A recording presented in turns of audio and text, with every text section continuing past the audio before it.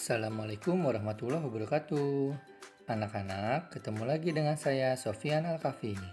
Nah, di video kali ini saya akan membagikan materi di semester 2. Nah, di bab 1 ada materi tentang sistem organisasi kehidupan.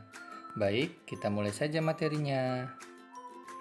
Oke, di dalam sistem organisasi kehidupan, mulai dari yang terkecil sampai yang terbesar, anak-anak harus tahu. Dari yang pertama itu ada yang dinamakan dengan sel, kemudian jaringan, kemudian organ, kemudian sistem organ. Nah, di sistem organ ini semuanya membentuk organisme atau individu. Nah, selanjutnya ada tumbuhan tingkat tinggi dan berinteraksi dengan individu-individu lain yang dinamakan ekosistem.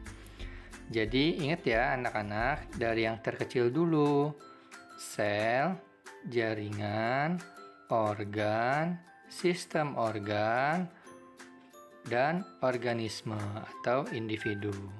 Oke, lanjut. Nah, apa sih yang dimaksud dengan sel itu?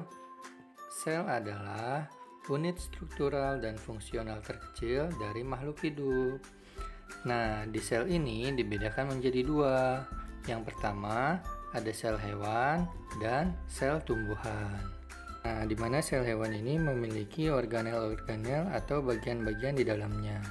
Yang pertama, ada membran sel, nukleus, sitoplasma, nukleolus, badan Golgi, mitokondria, vakuola, lisosom, retikulum endoplasma atau RE. Kalau di sel tumbuhan ini ada semua seperti sel hewan, tetapi ada dinding sel dan kloroplas. Itu yang membedakannya ya. Oke, lanjut. Nah, di sini ada fungsi-fungsi dari organel sel. Yang pertama ada membran sel, berfungsi untuk melindungi isi sel, kemudian mengatur keluar masuknya zat. Dan yang kedua ada nukleus, berfungsi mengendalikan seluruh kegiatan sel dan sintesis protein. Yang ketiga ada sitoplasma, berfungsi sebagai sumber bahan kimia penting bagi sel.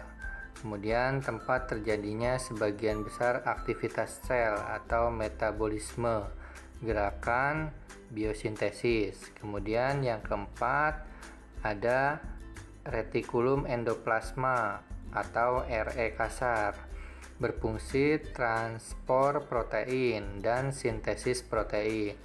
Yang kelima ada retikulum endoplasma halus atau RE halus, yang berfungsi sebagai transport dan sintesis lemak dan steroid.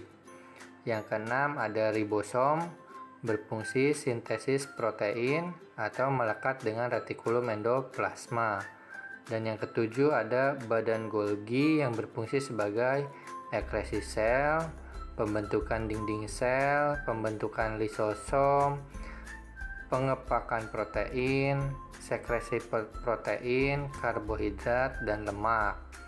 Yang kedelapan ada lisosom, berfungsi sebagai pencernaan intraseluler atau menghasilkan enzim-enzim hidrolitik untuk mencerna makanan yang masuk ke dalam sel, mencerna organel-organel sel yang telah rusak atau sudah tua.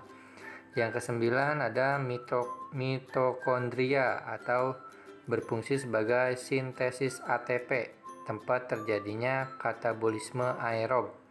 Dan yang ke-10 ada peroksisom, berfungsi untuk merombak hidrogen peroksida atau H2O2. Selanjutnya, tambahan organel sel pada hewan yang tidak dimiliki oleh tumbuhan. Yang pertama ada sentriol, berfungsi sebagai berperan dalam proses pembelahan sel. Kemudian yang kedua ada sentrosom, fungsinya 2 sentriol. Sedangkan tambahan organel sel pada tumbuhan yang tidak dimiliki sel hewan, yang pertama ada kloroplas, berfungsi sebagai tempat berlangsungnya fotosintesis. Jadi kloroplas ini tidak ada di sel hewan, ya, jadi hanya dimiliki oleh sel tumbuhan. Kemudian ada vakuola, tempat menyimpan zat makanan dan air. Dan yang ketiga, dinding sel, fungsinya untuk memberi bentuk sel dan melindungi isi sel. Jadi itu adalah perbedaan antara sel hewan dan sel tumbuhan. Baik, terima kasih atas perhatiannya. Semoga bermanfaat.